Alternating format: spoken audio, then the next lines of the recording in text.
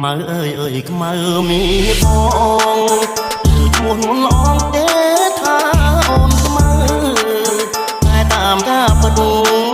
សាច់សមកថៃតែមកតាយស្រីថ្លៃហើយខ្មៅពីតូច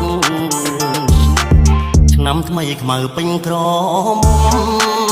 រូបល្អសែនសំគ្មានស្រីណាដូចខ្មៅជាស្រីខ្មែរគ្រប់លក្ខសំសូនប្រាជ្ញាក៏ឆ្លាតស្ដាប់ពីម៉ែអើថ្ងៃនេះបនចូលឆ្នាំថ្មីបងឃើញខ្មៅស្រីអូនរៀបចំពាំងបងរៀនទេវតា